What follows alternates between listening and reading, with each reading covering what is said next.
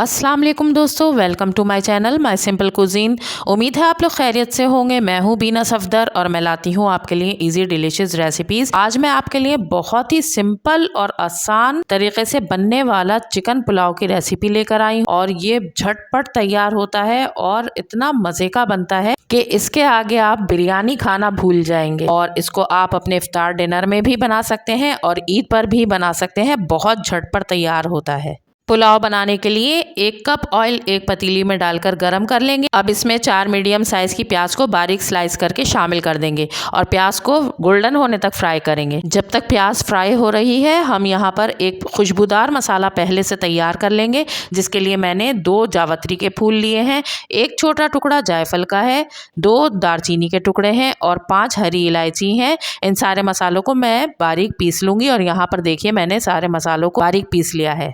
अब यहाँ पर मैंने 1 किलो चिकन बोन्स के साथ ले ली है। इसमें कुछ मसाले शामिल करेंगे, जिसमें 2 टेबल स्पून अदरक लहसुन पेस्ट शामिल करेंगे। अब कुछ खड़े मसाले हैं, इनमें 1 टीस्पून सफ़ेद जीरा, 1 टीस्पून साबुत काली मिर्च, 5 से 6 लौंग, 3 हरी इलायची, 2 बड़ी इलायची और ये बादियान का फूल 1 है, मैंने इसको तोड़ लिया है, 2 दालचीनी के टुकड़े, 2-3 तेजपात के पत्ते हैं, इनको भी मैंने तोड़ लिया है। अब इनको चिकन में शामिल कर देंगे। अब जो खुशबूदार मसाला पीस कर रखा था वो इसमें शामिल कर देंगे। साबुत धनिया 1 टीस्पून, सौंफ 1 टीस्पून, आलू बुखारे 5, इससे बहुत अच्छा फ्लेवर हो जाएगा। टमाटर 3 दरमियाने साइज के स्लाइस कर लिए हैं। आधा किलो दही शामिल करेंगे, 1 टीस्पून सॉल्ट ऐड करके इन सारे मसालों को चिकन के साथ अच्छी तरह से मिक्स कर लेंगे। और बहुत ही सिंपल तरीके से मैं आपको ये पुलाव बनाना सिखा रही हूँ, बहुत झटपट तैयार होगा।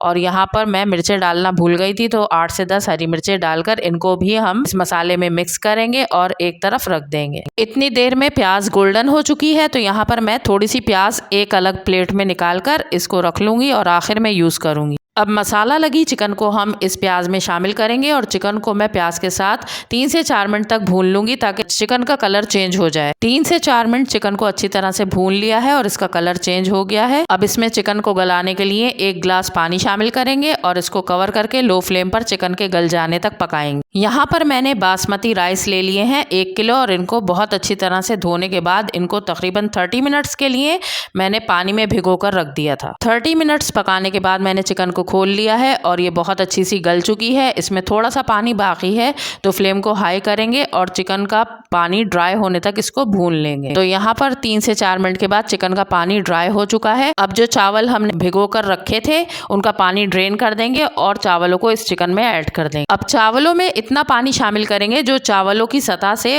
1 इंच ऊपर होगा। और जब हम चावलों के 1 इंच ऊपर पानी रखते हैं तो बहुत ही अच्छा खिला खिला पुलाव बनकर तैयार होता है। अब मैं इसमें 2 टेबल स्पून सॉल्ट ऐड कर दूंगी, जो मैं चावलों के हिसाब से इसमें ऐड कर रही हूँ। आप अपने टेस्ट के अकॉर्डिंग ऐड कर सकते हैं। इसको मिक्स करेंगे। अब चावलों को कवर करेंगे और मीडियम फ्लेम पर चावलों का पानी ड्राई होने तक इसको पका लेंगे। 6 से 7 मिनट पकाने के बाद यहाँ पर चावलों का पानी ड्राई हो गया है, तो मैं अब इनको दम पर रखूंगी। इसके लिए मैंने एक तवा स्टोव के ऊपर रख दिया है और इस पर पतीली रखकर इसको कपड़े से ढक देंगे। और अब इसको 5 मिनट तक हाई फ्लेम पर और 20 मिनट्स तक लो फ्लेम पर दम पर रखेंगे। 25 मिनट्स के बाद मैंने इसको खोला है और बहुत अच्छी सी इसमें स्टीम आ गई है और बहुत ही खिले खिले खुशबूदार से ये चावल बनकर तैयार हुए हैं। मैंने इनको डिश आउट कर लिया है और इनके ऊपर जो मैंने प्याज बचा के रखी थी वो ऊपर से डाल दी है और ब्राउन प्याज के साथ इसका बहुत अच्छा फ्लेवर आता है। और इसको मैंने वेजिटेबल रायते के साथ और लाल लहसुन की चटनी के साथ सर्व किया है। बहुत मज़े की लगती है ये चटनी इसके साथ।